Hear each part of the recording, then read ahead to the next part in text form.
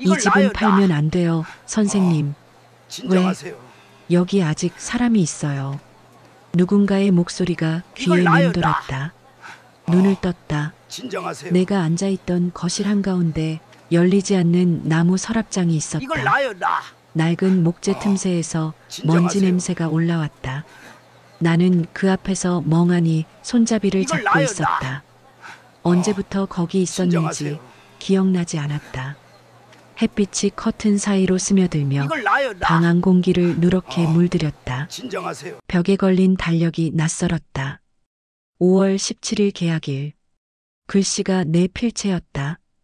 도장이 찍혀 있었다. 박정연. 내 이름. 엄마 깼어요? 아들의 목소리가 들렸다. 민수, 언제 이렇게 커버렸을까? 수십 년 전 코 밑에 항상 밥을 붙이고 뛰어다니던 애가 이젠 내 눈높이보다 높은 곳에서 나를 내려다본다. 엄마, 오늘 부동산 가야 해요. 왜 부동산을? 집 계약이요. 이사 전날이라 서류 확인하셔야죠. 무슨 이사? 엄마가 팔겠다고 하셨잖아요. 나는 말을 잃었다. 내가 집을 판다고? 도대체 언제? 민수가 펼친 서류 위엔 내 도장이 찍혀 있었다. 내 글씨였다. 하지만 기억이 없었다. 내가 정말 이 집을 판 걸까? 그날 오후 식탁 위에는 며느리 지은이의 목소리가 흘렀다. 요양원 알아봤어요. 엄마 상태면 이제 혼자 사는 건 위험해요. 요양원? 그게 나을 수도 있죠. 그녀의 말은 상냥했지만 눈빛은 식어 있었다. 나는 대답 대신 물컵을 들었다. 손끝이 떨렸다. 물방울이 식탁에 떨어져 번졌다. 내가 위험한 건 기억 때문이 아니야. 이 집을 떠나면 나는 아무것도 아닌 사람이 돼버릴 거야. 밤이 되었다. 모든 불이 꺼지고 거실이 조용해졌다. 창문에 비친 달빛이 서랍장 표면을 은빛으로 물들였다. 그 나무 결을 따라 손가락을 움직였다. 차갑고 거칠었다. 손잡이를 잡아당겼다. 움직이지 않았다. 철컥. 열리지 않았다. 몇 번을 당겨도 잠금이 걸린 채였다. 그 안에서 미세하게 무언가가 부딪히는 소리가 났다. 마치 안쪽에서 누가 두드리는 듯했다. 이상하네. 이 서랍, 내가 잠갔던가? 엄마, 아직 안 주무셨어요? 이 서랍 열쇠 어디 있니? 그거요? 엄마가 예전에 버렸어요. 내가 버렸다고? 기억 안 나세요? 서랍 속에 오래된 편지 있다고 아빠가. 그만. 그 단어가 내 입에서 튀어나왔다. 그 말에 아들도 멈췄다. 잠시 침묵. 아들은 방으로 들어갔다. 편지라니 누구 편지지? 그날 새벽 꿈을 꿨다. 집안이 물에 잠겨 있었다. 발목까지 찬 물속에서 누군가 울고 있었다. 여자의 울음소리였다. 당신이 내 딸을 데려갔잖아요. 그녀가 울부짖었다. 얼굴은 보이지 않았다. 눈을 떴을 때 손바닥이 젖어 있었다. 땀이었다.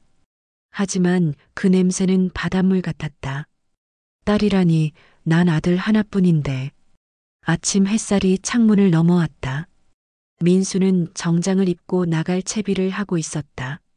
엄마, 점심 전에 부동산 가요. 계약자 만나야 하니까요. 계약자? 이 집 사겠다는 분이 계시대요. 연세는 좀 있으신데 옛날에 이 근처 살던 분이래요. 옛날에 이 근처. 그 말이 귀에 걸렸다. 어디서 많이 들은 말이었다. 이름이 뭐래? 현아 씨요. 그 이름을 듣는 순간 머리가 띵했다. 손끝이 식었다. 그 이름을 어디서 들었더라. 현아. 수십 년 전 한 아이의 이름이 떠올랐다. 초등학교 2학년. 작은 체구, 큰 눈. 수업 시간마다 내 옆에 서서 말하곤 했다. 선생님, 저도 집 있어요. 근데 거기 엄마는 없어요. 나는 순간적으로 몸이 굳었다. 그 아이. 그 이름, 현아. 점심이 지나고 부동산에서 만난 여자는 그때 그 아이와 닮아 있었다. 머리 모양도 눈매도 말투도 나보다 몇 살 어리지만 묘하게 익숙했다. 오랜만이에요, 선생님. 나를 아세요? 어렸을 때 가르쳐 주셨잖아요. 그때 제 이름 현아였어요. 나는 숨을 삼켰다. 그땐 꼬마였는데 이제 어른이네요. 선생님, 서랍장 아직 가지고 계시죠? 서랍장? 그 안에 제 엄마 편지가 있어요. 그녀의 눈동자가 반짝였다. 내 심장이 한 박자 늦게 뛰었다. 입이 말라붙었다. 그걸 내가 어떻게 알아? 그날 제가 봤거든요. 선생님이 제 엄마 사진을 그 서랍에 넣는 거요. 순간 머릿속에서 잊고 있던 장면이 번쩍 떠올랐다. 비 내리던 날 젖은 아기 이불 한 장. 아기를 품에 안은 채 서랍 안에 서류를 숨기던 내 손. 내가 그 아이를 데려왔던가? 아니면 돌려보냈던가? 눈앞이 흔들렸다. 현아의 목소리가 멀어졌다. 선생님 기억나죠? 그건 오래된 일이라. 괜찮아요. 저는 기다렸어요. 선생님이 그걸 다시 꺼내줄 날을. 그녀가 미소 지었다. 그 미소가 따뜻했지만 어딘가 무서웠다. 집에 돌아와 문을 닫자마자 나는 서랍장 앞에 섰다. 손잡이를 다시 잡았다. 이번엔 잠금새가 느슨하게 흔들렸다. 바람 때문일까? 아니면 누군가 안에서 열어준 걸까? 그때였다. 전화벨이 울렸다. 번호는 없었다. 익명. 여보세요? 서랍 함부로 열지 마세요. 여자의 목소리였다. 낯설고 동시에 익숙했다. 누구세요? 당신이 내 딸을 데려갔잖아요. 뚝. 전화가 끊겼다. 나는 서랍을 바라봤다. 눈물인지 땀인지 모를 게 손등을 타고 흘렀다. 서랍 손잡이가 살짝 움직였다. 스스로 열린 듯 아주 천천히. 그 안쪽에서 하얀 종이 한 장이 비쳤다. 그 아이를 부탁합니다. 흐릿한 글씨가 눈에 들어왔다. 나는 그 자리에서 무너져 앉았다. 손끝에 종이 냄새가 배어 있었다. 그 냄새가 너무 낯익었다.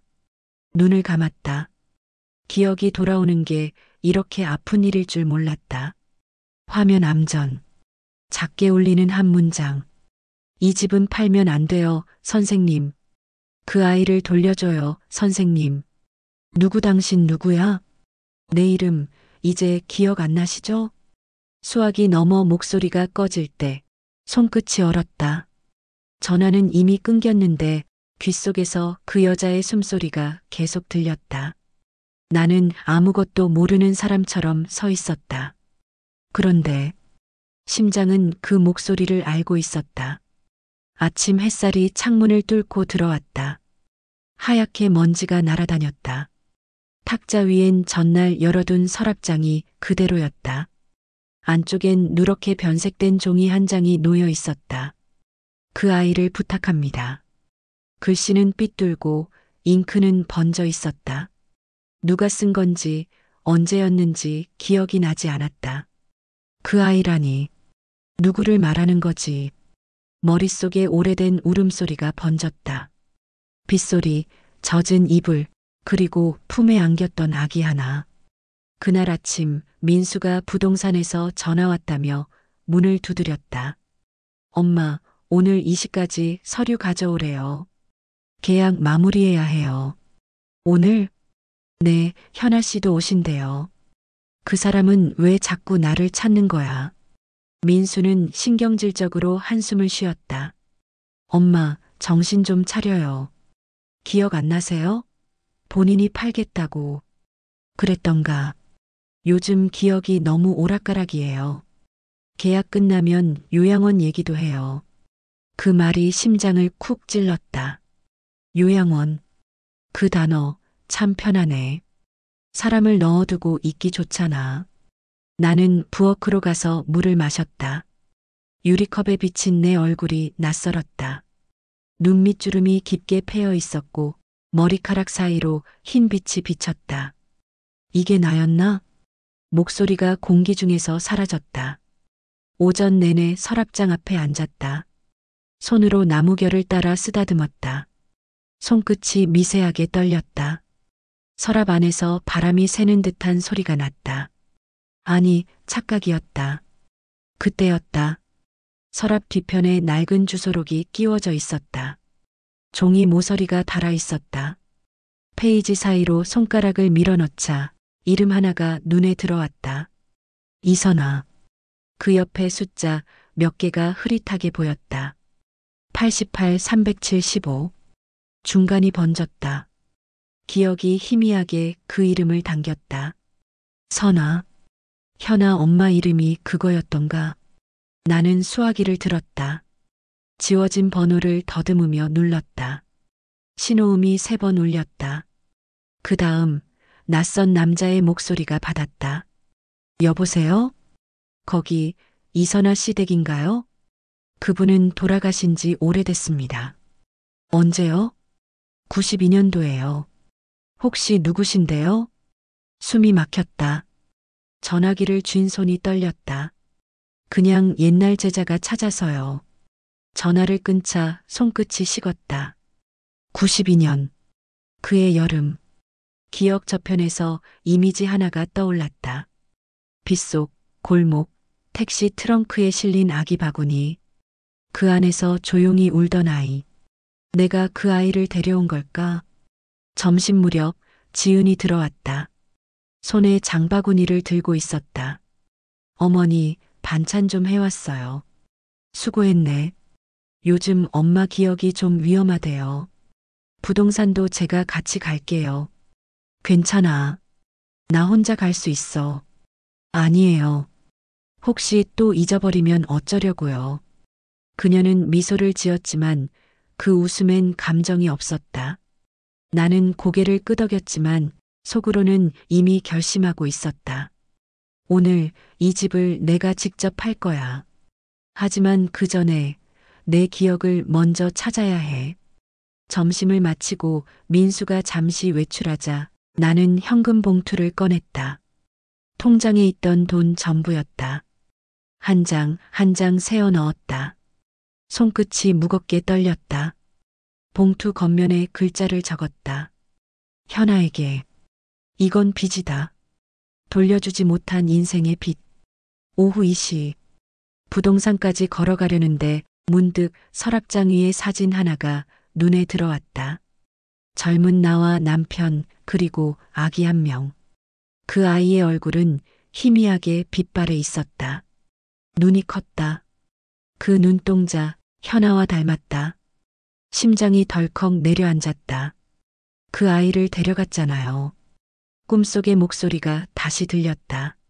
나는 두 손으로 머리를 감쌌다. 부동산 문을 밀었을 때 냉기와 함께 현아의 향기가 들어왔다. 그녀는 의자에 앉아 있었다. 검은색 블라우스, 담담한 얼굴. 그러나 눈빛은 따뜻했다. 오셨어요, 선생님. 이런 자리에서 보니까 낯설다. 하지만 반가워요. 제가 선생님 찾은 지 오래됐거든요. 왜 날 찾았어? 엄마 얘기하려고요. 현아는 천천히 가방에서 종이 하나를 꺼냈다. 오래된 병원 진단서였다. 이선아 출산 기록, 보호자 박정현. 이거 엄마 물건 정리하다가 찾았어요. 그게 선생님 이름이 적혀 있어서 놀랐어요. 그건 그땐 사정이 있어서. 그 사정, 이제 말씀해 주실 수 있나요? 나는 대답하지 못했다. 숨이 걸렸다. 현아의 시선이 흔들렸다. 그날 제가 울고 있었던 거 기억나시죠? 그날 이후 엄마는 사라졌어요. 선생님만 남았죠. 그녀의 목소리는 떨렸지만 단단했다. 이 집 팔면 그 서랍장 버리실 거잖아요. 그럼 제 엄마도 완전히 사라져요. 그녀의 말이 가슴을 관통했다. 나는 봉투를 꺼냈다. 이 돈 받아. 이게 뭐예요? 빚이다. 내 엄마한테 못 갚은 빚. 현아가 봉투를 받지 않았다. 돈이 아니라 진실이요. 선생님 기억 속에 아직 남아있잖아요. 그녀는 미소 지었다. 그 웃음이 이상하게 슬펐다. 그날 밤 선생님이 어떤 선택을 했는지 저는 알고 싶어요. 부동산 유리문 너머로 햇살이 길게 들어왔다. 먼지가 부유했다. 나는 천천히 눈을 감았다. 그래. 이제 그날로 돌아가야겠다. 집으로 돌아오자 문 앞에 누군가의 그림자가 서 있었다. 검은 코트 차림의 노인 박 원장이었다. 정연아. 선생님 오랜만이에요. 이젠 정말 팔 거냐? 그래야지. 그 집 팔면 너 자신도 사라진다. 그래도 괜찮아요. 나도 이제 조금 쉬고 싶어요. 그는 한참 동안 나를 바라봤다. 그 서랍 아직 안 열었지? 어떻게 하셨어요? 그 서랍 잠근 사람 나니까. 나는 고개를 들었다. 왜요? 그 안에는 기억이 있어. 그리고 죄도. 박 원장이 내 손에 낡은 열쇠 하나를 쥐어줬다. 쇠가 녹슬어 있었다. 열어보되 후회는 내 몫이야. 그가 돌아서 나가자 문틈 사이로 바람이 불어왔다. 열쇠가 내 손에서 흔들렸다. 그 쇳소리가 귓가에 길게 울렸다. 열면 다 사라지겠지. 그래도 이제는 알아야겠어. 정연은 열쇠를 손에 쥔 채 집을 팔기 전에 마지막 기억의 문을 열기로 결심한다. 하지만 서랍 속에서 나온 건 편지가 아니라 출생증명서 한 장이었다. 보호자 박정연. 열면 다 사라질 거야. 그래도 열 거야. 그럼 다시는 닫지 못할지도 몰라. 쇠 열쇠가 내 손에서 차갑게 식었다. 바람이 불 때마다 열쇠 끝이 미세하게 떨렸다. 그 떨림이 심장까지 닿았다. 서랍장 앞에서 나는 숨을 고르지 못했다. 새벽 공기가 차가웠다. 부엌의 벽시계가 딱 소리를 냈다. 모든 게 정지한 듯 조용했다. 나는 의자를 끌어 서랍 앞에 앉았다. 손에 쥔 열쇠를 구멍에 넣었다. 철컥. 잠금쇠가 풀리는 소리가 들렸다. 심장이 같이 풀렸다. 하지만 서랍은 쉽게 열리지 않았다. 나무가 뒤틀려 있었다. 손잡이를 더 세게 잡았다. 끽. 낡은 목재가 비명을 질렀다. 서랍 안에는 먼지가 가득했다. 오래된 종이 뭉치, 낡은 천, 봉투 몇 개. 그중 한 봉투가 눈에 들어왔다. 출생신고서 1987년. 봉투 겉면에 내 이름이 있었다. 보호자 박정연. 그 아래 작은 글씨. 이선아 사망 처리 보류. 숨이 막혔다. 모간이 말라붙었다. 종이 위 글자들이 살아 움직이는 것 같았다. 손끝이 저릿했다. 보류. 사망 처리를 보류했다고. 기억이 파도처럼 밀려왔다. 1987년 여름. 병원 피비린내 비.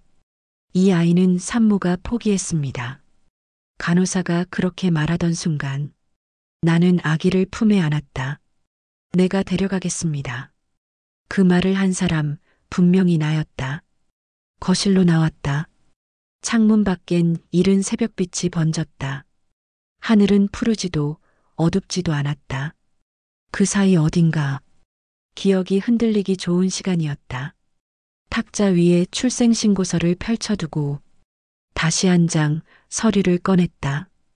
입양동 의서. 날짜는 1988년 3월. 서명란엔 이선아 대신 박정연이라는 이름이 덧씌워져 있었다. 잉크가 다르고 글씨가 달랐다. 누군가 위조한 것처럼. 아니, 내가 위조한 것처럼. 엄마, 지금 뭐 하세요? 문이 열렸다. 민수가 들어왔다.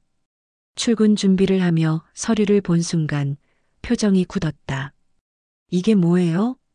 그냥 옛날 서류야. 출생신고서, 입양동의서. 엄마 이거 어디서 났어요? 서랍장 안에 있었어. 그게 왜 거기 있어요? 몰라, 그냥 기억이 나서 꺼내봤어. 민수의 눈빛이 흔들렸다.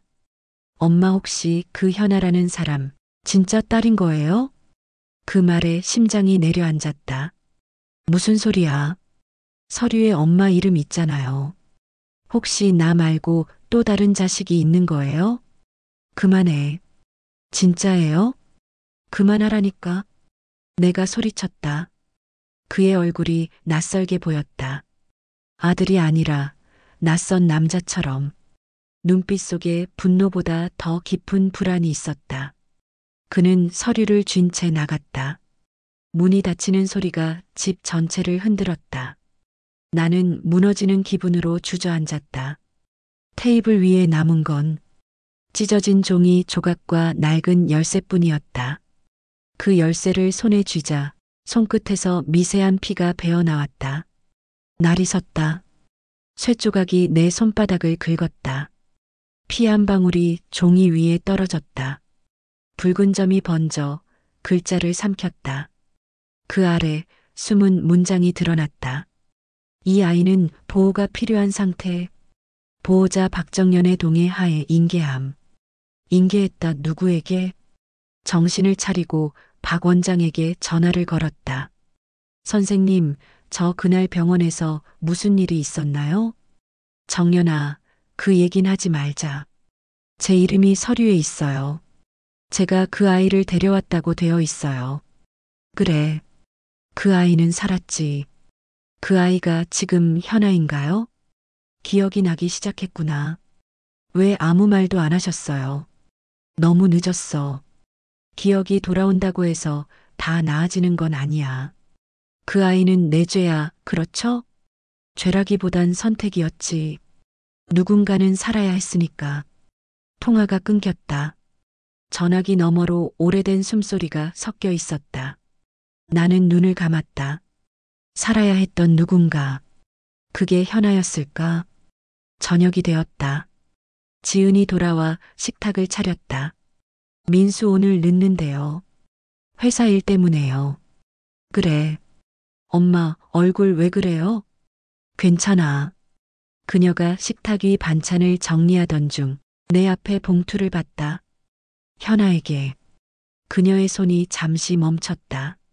이게 뭐예요? 그냥 선물이지. 누구한테요?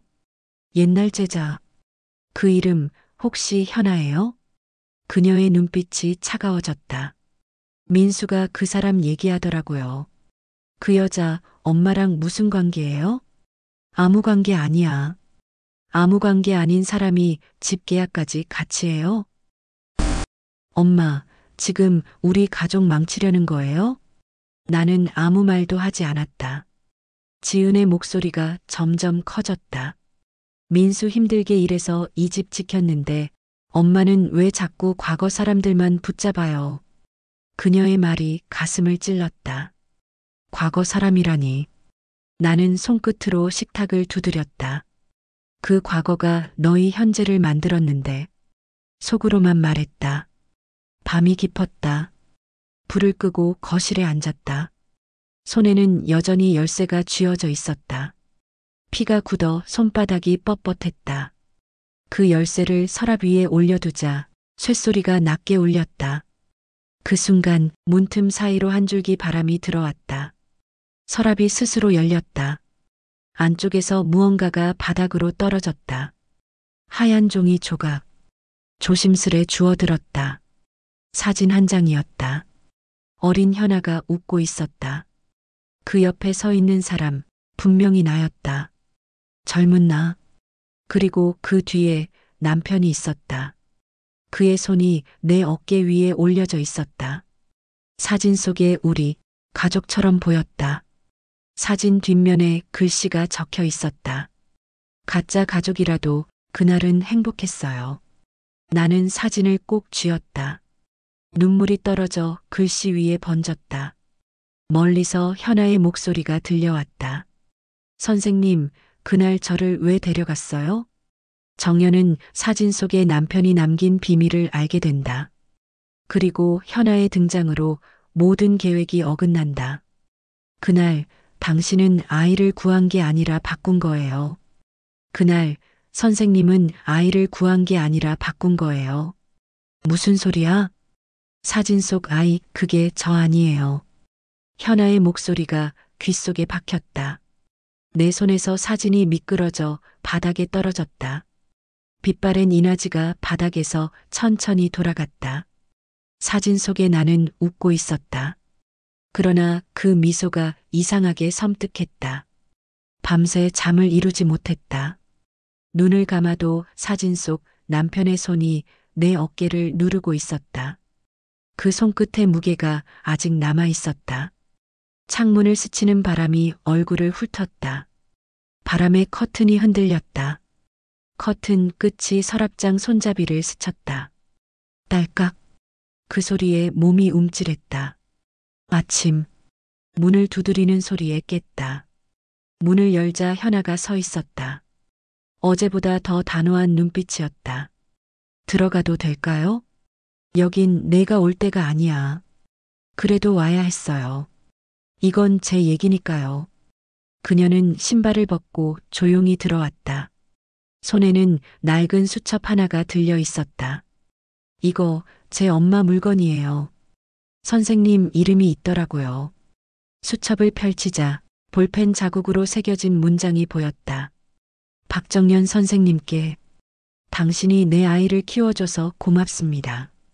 그 한 줄이 내 심장을 꽉 잡았다. 이게 뭐야?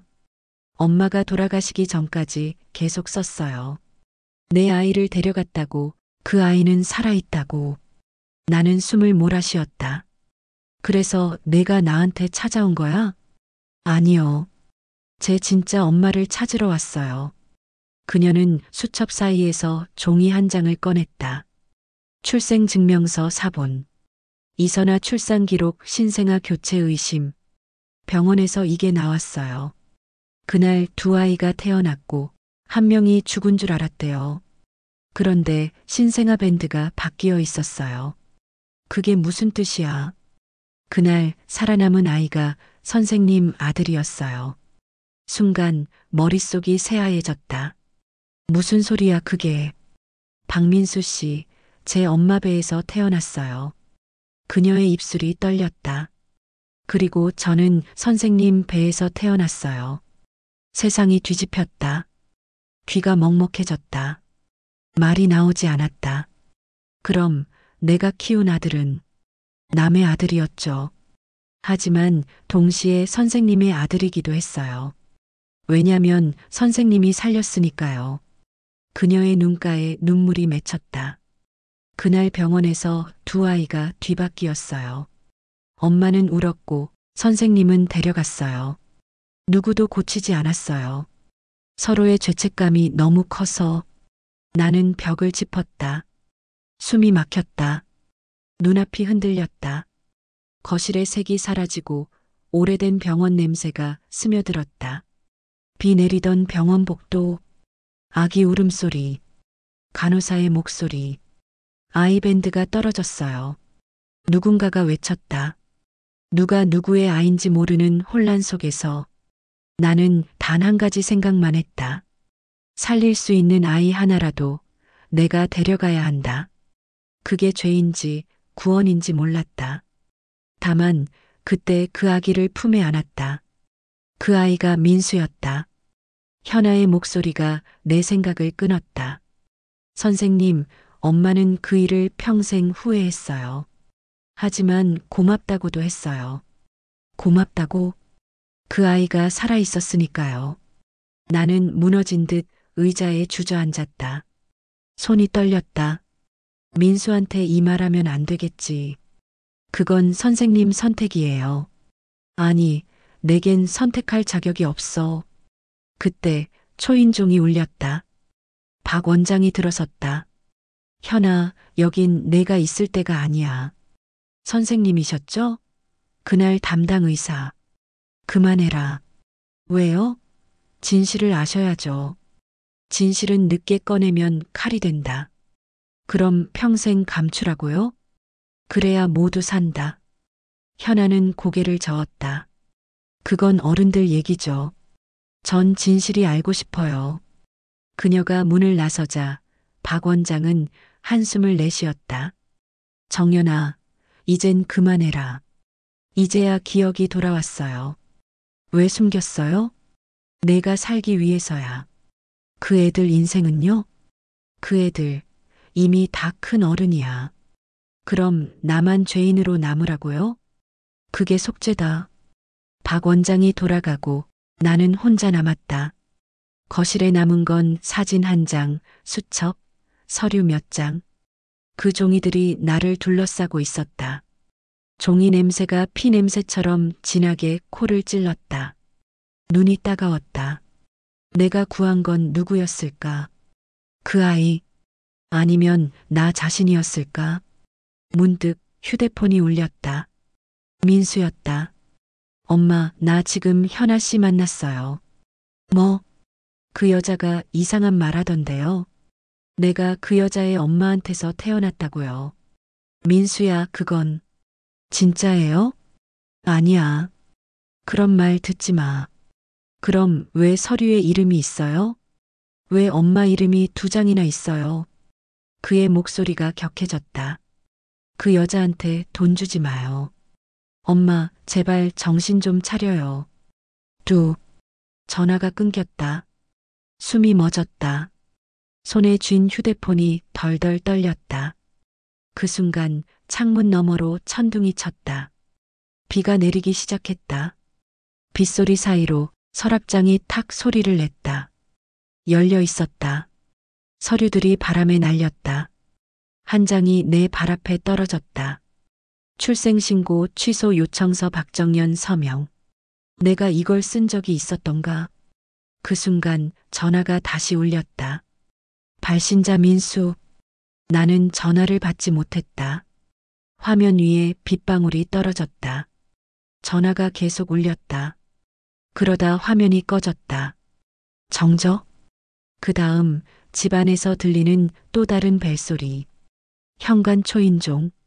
카메라 화면엔 현아가 서 있었다. 손에 들린 종이봉투 속에서 하얀 출생증명서가 비에 젖고 있었다. 선생님, 이제 다 끝내요. 우리 둘 다 거기서 시작했잖아요.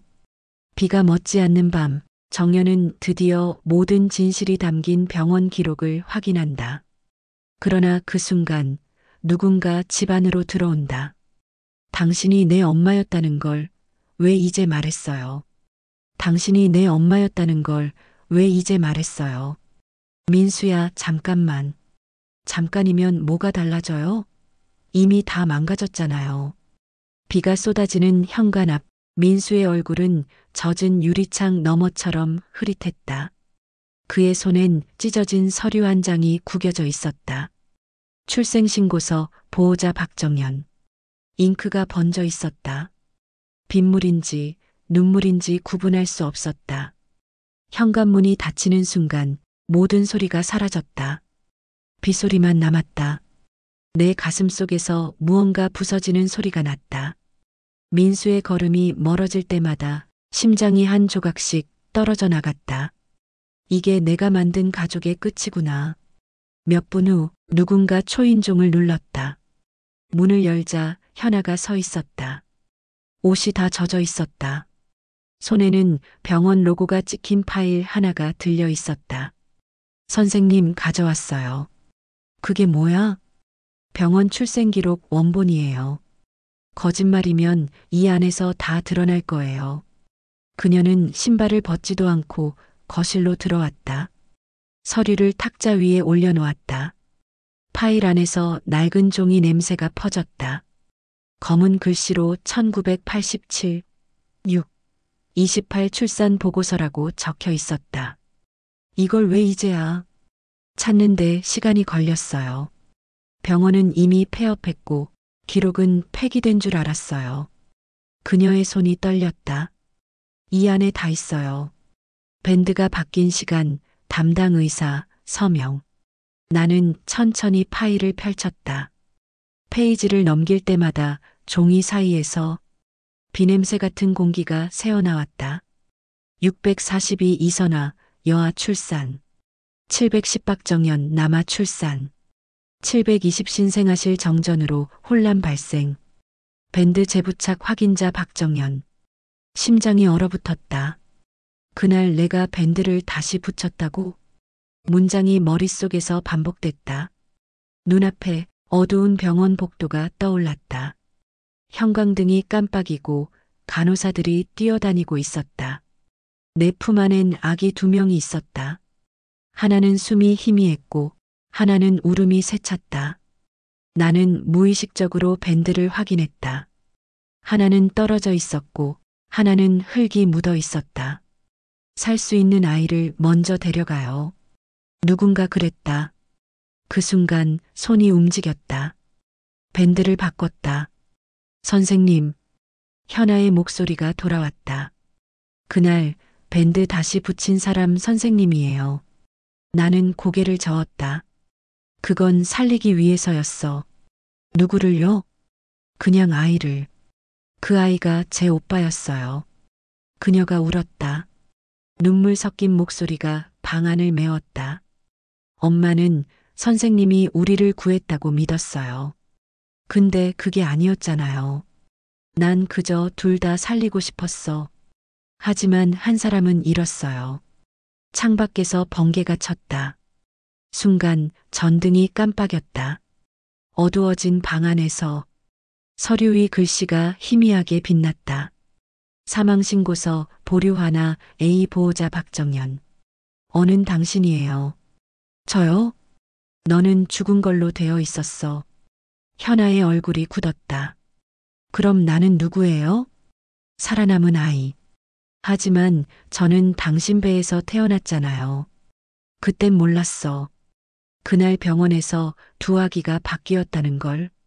그럼 박민수 씨는 내 엄마의 아들이었지. 그녀가 눈을 감았다. 그럼 우리가 서로 바뀐 거네요. 그래. 평생 거짓으로 살았네요. 비가 더 거세졌다. 지붕을 두드리는 소리가 컸다. 나는 서류를 덮었다. 이제 알았으니까 다시 원래대로 돌리면 돼. 원래대로요? 응. 집도, 이름도, 피도 다 돌려줄게. 현아가 고개를 저었다. 그게 가능한가요? 가능해야지. 그래야 나라도 살아. 그때 현관문이 벌컥 열렸다. 민수가 들어왔다. 비에 젖은 머리카락이 이마에 달라붙어 있었다. 그의 눈빛은 붉었다. 이제 알겠어요. 민수야. 내가 그 여자의 아들이었죠? 그럼 나는 뭐예요? 서류 한 장으로 만들어진 인생이에요? 그가 내 손에서 파일을 빼앗았다. 페이지가 찢어졌다. 조각난 종이가 바닥에 흩어졌다. 그날 엄마는 선택했어요. 나를 살리고 다른 아이를 버렸어요. 그건 잘못된 일이었어. 아니요. 그건 엄마다운 일이었어요. 그의 목소리가 떨렸다. 눈가에 눈물이 맺혔다. 하지만 그 엄마는 이제 내가 모르겠어요. 그는 파일을 들고 나갔다. 문이 쾅 하고 닫혔다. 나는 무릎을 꿇고 서류 조각을 주워 담았다. 손끝이 피로 물들었다. 조각 사이에서 글씨 한 줄이 보였다. 이 아이를 구해주세요. 이선아 드림. 그 글씨를 본 순간 모든 게 명확해졌다. 그날 나는 구하지 못한 아이를 대신 키웠다. 죄의 대가로 사랑이라는 이름을 붙였다. 창밖에서 비가 먹기 시작했다. 공기 속에 흙냄새가 섞였다. 서랍장 앞에 앉았다. 손으로 문을 닫았다. 딸깍. 이제 정말 끝난 것 같았다. 그때 문틈 아래로 무언가가 미끄러져 들어왔다. 봉투 하나. 젖은 우편 봉투 위에 글씨가 번져 있었다. 입양 취소 접수 발신인 박민수. 나는 손을 떨며 봉투를 들었다. 봉투 안쪽에 하얀 종이가 젖어 있었다. 잉크가 번진 그 위에 민수의 필체가 희미하게 남아 있었다. 엄마, 이제 편해지세요. 이젠 제가 기억할게요. 민수의 입양 취소로 모든 가족관계가 붕괴된다. 현아는 사라지고 정연은 기억이 빠르게 퇴화되기 시작한다. 이제 이름도, 죄도, 사랑도 다 지워지고 있어요.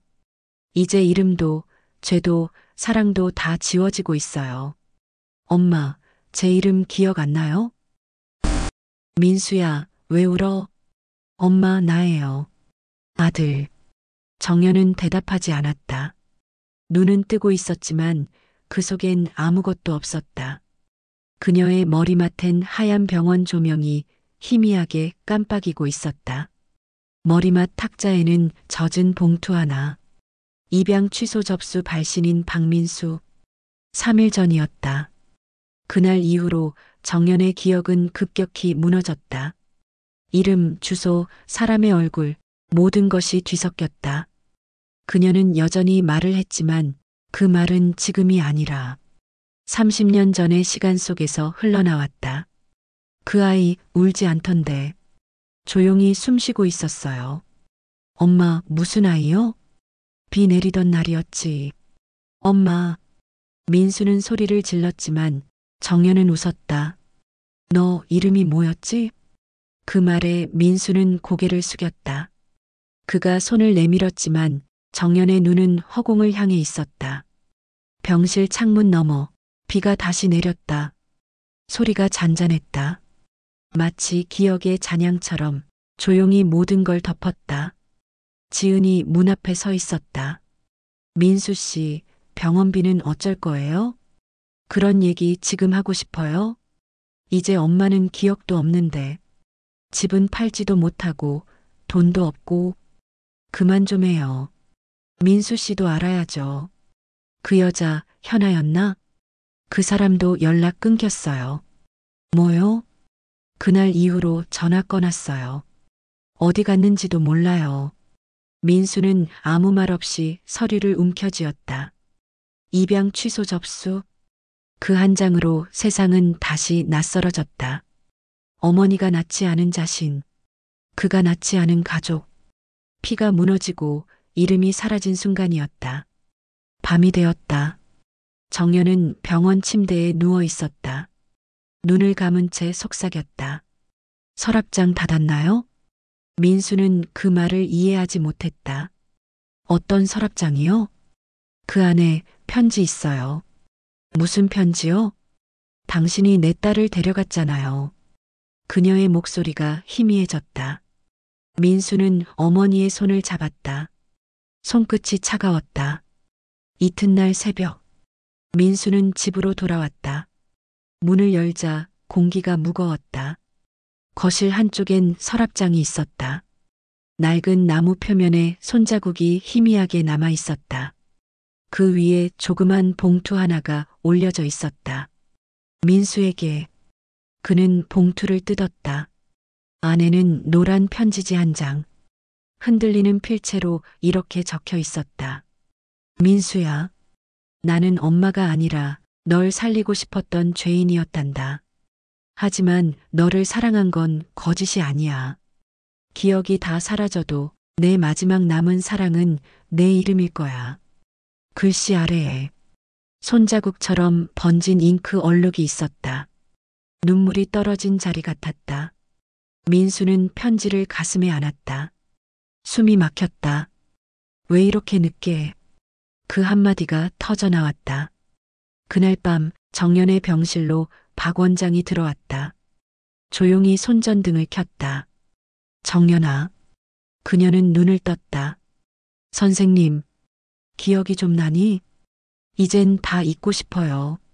그럴 수도 있지. 근데, 응? 기억이 사라져도 냄새는 남네요. 그녀가 웃었다. 그날 아기 냄새요. 비에 젖은 담요 냄새. 그게 아직도 코끝에 남아 있어요. 그게 마지막이라 다행이야. 박 원장은 눈을 감았다. 그녀의 손을 잡았다. 이제 좀 쉬어. 내가 너무 오래 버텼다. 그녀가 고개를 끄덕였다. 이젠 진짜로 괜찮을까요? 그래. 아무것도 기억하지 못하면 그게 평화일 수도 있지. 그녀의 눈이 천천히 감겼다. 숨결이 잦아들었다. 이튿날 아침, 민수가 병원에 도착했을 때 침대는 비어 있었다. 간호사가 말했다. 새벽에 잠깐 의식이 돌아오셨다가 조용히 나가셨어요. 민수는 병실을 둘러봤다. 창문이 열려 있었다. 커튼이 바람에 흔들렸다. 탁자 위엔 사진 한 장이 놓여 있었다. 그녀와 어린 현아, 그리고 남편. 그 사진 뒷면에 글씨가 있었다. 기억이 사라지면 사랑이 다시 태어난다. 그날 오후 정연의 집 근처 공원에서 한 노인이 벤치에 앉아 있는 게 목격됐다. 비에 젖은 머리칼, 흰 카디건, 손엔 낡은 반지 하나. 그녀는 아이 둘이 뛰어노는 걸 바라보며 미소 짓고 있었다. 누군가 다가와 물었다. 할머니, 혼자세요? 응. 근데 나 혼자 아니야. 그녀는 미소 지었다. 바람이 잎사귀 사이로 스쳤다. 그 바람 속에서 희미하게 아이 울음소리가 들렸다. 공원 CCTV 마지막 장면. 정연이 천천히 벤치에서 일어난다. 손에 든 반지가 햇살에 반짝인다. 그녀는 길 건너편을 바라본다. 그곳엔 현아가 서 있었다. 서로 눈이 마주친다. 그러나 둘 다 이름을 떠올리지 못한다. 안녕하세요. 혹시 우리 어디서 봤죠? 글쎄요. 하지만 이상하게 따뜻하네요. 카메라가 멀어진다. 햇살, 바람, 나무, 웃음소리. 기억은 사라졌지만 그 자리에 평온만이 남는다. 모든 기억이 사라진 정연. 하지만 그녀의 무의식은 아직 한 가지를 붙잡고 있다. 그날 바꾼 아이의 이름. 그리고 운명처럼 그 이름을 다시 부르는 순간이 찾아온다. 정연 씨, 이분 기억나요? 어머니, 저예요. 민수예요.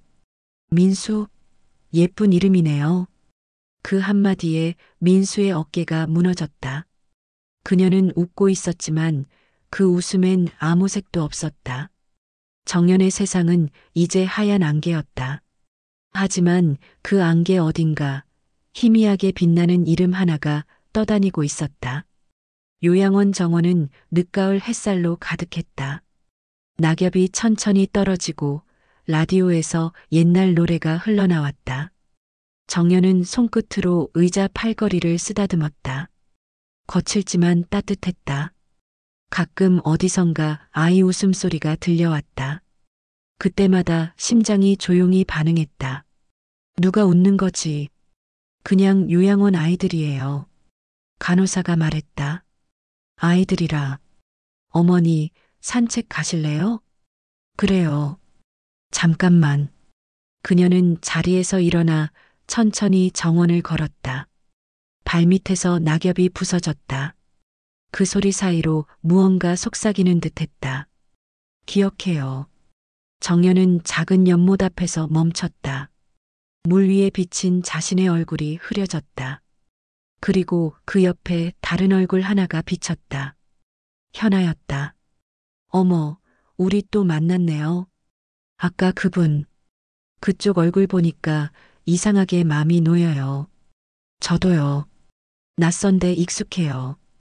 둘은 벤치에 나란히 앉았다. 바람이 머리칼을 흔들었다. 햇살이 눈부셨다. 여기 자주 오세요? 가끔요. 엄마 생각날 때. 엄마요? 네. 오래전에 잃었어요.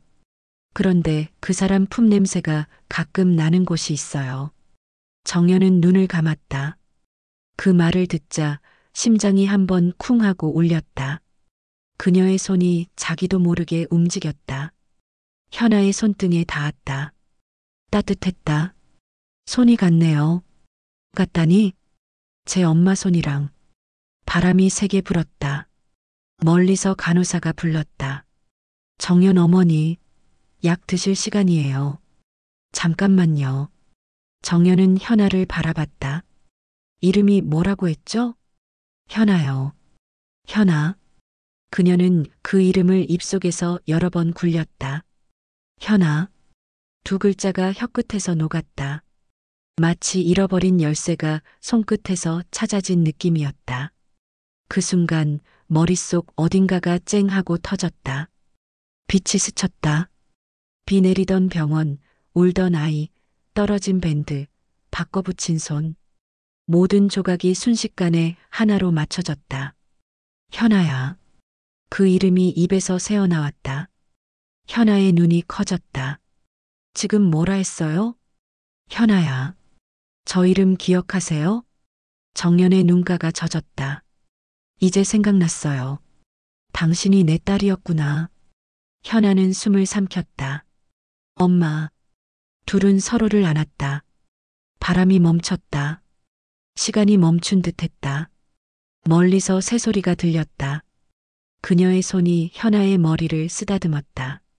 잠시 후 간호사가 약을 들고 다가왔다. 정연은 약을 받으며 미소 지었다. 오늘은 이 약 필요 없을 것 같아요. 왜요? 기억이 돌아왔으니까요. 간호사는 그 미소를 이해하지 못했다. 하지만 그녀는 확실히 달라져 있었다. 눈빛이 맑았다. 그날 저녁 민수가 요양원에 도착했다. 정문 앞에서 간호사가 말했다. 오늘 어머니 표정이 참 편안했어요. 그래요? 마치 모든 걸 용서한 사람 같았어요. 민수는 정원의 벤치로 향했다. 거기엔 누군가 남긴 손수건이 놓여 있었다. 하얀 천에 글씨가 쓰여 있었다. 기억이 돌아오면 이제 사랑으로 보내줄게. 그의 눈에 눈물이 고였다. 하늘엔 보랏빛 노을이 물들었다. 요양원 뒤뜰. 정연은 현아와 함께 앉아 있었다. 현아가 물었다. 엄마, 이제 어떻게 할 거예요? 그냥 기억 다시 잃을 거야. 왜요? 기억이 있으면 미안하거든. 그래도 전 기억할게요. 엄마가 저 불러준 이름. 정연은 웃었다. 그럼 그걸로 됐네. 바람이 불었다. 나뭇잎이 흩날렸다. 그 빛 속에서 두 사람의 얼굴이 겹쳐졌다. 마치 하나의 기억처럼. 정연은 현아의 어깨에 머리를 기댔다. 눈을 감았다. 그녀의 입술이 미세하게 움직였다. 민수야. 현아가 고개를 들었다. 엄마, 지금 뭐라 했어요? 민수 불러야지. 아직 그 아이 혼자잖아. 카메라가 천천히 멀어진다. 하늘엔 노을 대신 밤이 내리고 바람 사이에 두 이름이 섞여 흩어진다. 현아야. 민수야. 하루 뒤 민수가 요양원 앞 정원에서 어머니의 편지 두 통을 발견한다. 하나는 현아에게, 하나는 그에게. 그리고 그녀의 빈 의자 위에는 반지 하나만 남아 있다. 사랑은 피보다 깊고 기억보다 길다. 그녀는 떠났습니다. 하지만 아무도 슬퍼하지 않았습니다. 모두가 이미 그녀 안에 있었으니까요. 햇살이 부서지던 아침이었다. 요양원 정원 한켠 벤치 위에 하얀 손수건이 곱게 접혀 있었다. 그 아래엔 반지 하나와 편지 두 통. 민수에게, 현아에게. 간호사는 조용히 숨을 삼켰다. 어머니는 새벽에 나가셨대요. 아무도 보지 못했어요. 민수는 달려왔다. 손끝이 떨렸다. 벤치에 앉은 듯한 체온이 아직 남아 있었다. 손수건을 들어 올리자 은은한 비누 향이 났다. 그는 첫 번째 편지를 열었다. 민수에게. 민수야. 이제 넌 더 이상 내 아들이 아니어도 괜찮아. 그 말이 가장 아플 줄 알지만 동시에 너를 자유롭게 하는 말이기도 하단다. 내가 살아온 세월이 진실이야. 서류도 피도 다 거짓일 수 있어도 내가 나를 엄마라고 불러준 그 시간만은 진짜였어. 내가 지은 죄를 너에게 넘기지 않으려 했는데 결국 널 상처로 물들였구나. 하지만 이제 알아. 사랑이란 건 피를 나눈 게 아니라 죄를 나눈 거란다. 민수야. 현아를 만나면 내 이름으로 사과해줘. 그리고 내 대신 웃어줘. 너희 둘은 결국 같은 집의 아이들이니까. 민수는 편지를 접었다. 손끝이 젖었다. 눈물이 아니라 이슬 같았다. 그는 고개를 들어 하늘을 봤다. 구름 사이로 햇살이 내렸다. 햇살 속엔 먼지가 떠다녔다. 그 먼지가 마치 그녀의 숨결 같았다. 현아가 조용히 다가왔다. 흰 셔츠에 바람이 스쳤다. 손에는 두 번째 편지를 들고 있었다. 저도 읽었어요. 뭐라 쓰여 있었어요? 이렇게요. 그녀는 편지를 펼쳤다. 글씨는 힘이 없지만 또렷했다. 현아야, 내가 나를 미워해도 괜찮아. 하지만 나를 잊지는 말아줘. 내가 저지른 일은 죄였지만 널 안았던 그 밤만은 구원이었단다. 너를 바꿔치운 손으로 결국 내 인생을 뒤집었지만 그 손끝이 내 온기를 기억하고 있어. 기억이 다 사라지면 마지막 남을 감각은 너의 체온일 거야. 그러니 내가 살아있는 한 나는 아직 세상에 있는 거야. 현아의 눈가에 눈물이 번졌다. 그 사람 결국 용서받았네요. 누구요? 엄마요. 스스로에게서. 민수는 벤치에 앉았다. 두 사람 사이에 조용한 바람이 흘렀다. 바람 끝에 희미하게 아이 웃음소리가 섞여 있었다. 둘은 동시에 고개를 돌렸다. 정원의 나무 아래 햇살 속에서 한 아이가 뛰고 있었다. 누군가를 닮은 뒷모습. 현아가 속삭였다.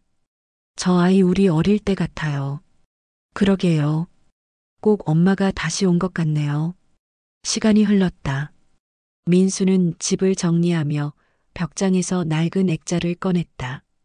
사진 속엔 세 사람이 있었다. 그녀, 자신, 그리고 현아. 누군가 일부러 붙여넣은 듯 새 얼굴이 다르게 빛나고 있었다. 그는 사진을 다시 액자에 넣고 서랍에 넣었다. 그 서랍을 닫는 순간 마치 그녀가 그 안에서 고마워라고 속삭이는 듯했다. 며칠 뒤 요양원 근처 산책길에 작은 비석 하나가 세워졌다. 이름도 날짜도 없이 그저 이렇게 새겨져 있었다. 기억의 집. 사랑은 피보다 깊고 기억보다 길다. 바람이 불자 낙엽이 흩날렸다. 비석 옆 하얀 손수건이 다시 날려와 그 위에 얹혔다. 햇살이 그 천 위로 내려앉았다. 그날 저녁 현아는 편지 봉투를 가슴에 품고 집으로 돌아갔다. 창문 밖으로 석양이 물들었다. 그녀는 혼잣말처럼 말했다. 엄마, 이제 그 집은 제가 지킬게요. 기억이 아니라 마음으로요. 그리고 문득 창문 밖에서 새 한 마리가 날아올랐다. 깃털 하나가 방 안으로 들어와 책상 위에 내려앉았다. 그녀는 그것을 손에 쥐었다. 따뜻했다. 한편 민수는 어머니의 반지를 목에 걸었다. 거울 앞에 섰다. 엄마, 이제야 알겠어요. 가족은 진실로 이루어지는 게 아니라 용서로 완성되는 거였네요. 거울 속 어머니의 얼굴이 겹쳐졌다. 그는 눈을 감았다. 창문 밖에서 바람이 불었다. 그 바람은 부드럽고 향기로웠다. 정연이 걷고 있다. 끝없는 복도, 흰 문, 그녀는 문 하나를 열고 들어간다. 그 안엔 오래된 집이 있다. 창문으로 빛이 들어온다. 탁자 위엔 손수건과 반지, 그리고 한 통의 편지. 그녀는 의자에 앉아 웃는다. 멀리서 아이 웃음소리가 들린다. 그녀의 입술이 천천히 움직인다. 민수야, 현아야, 이제 집에 왔구나. 카메라가 천천히 멀어진다. 빛이 서서히 하얗게 번진다.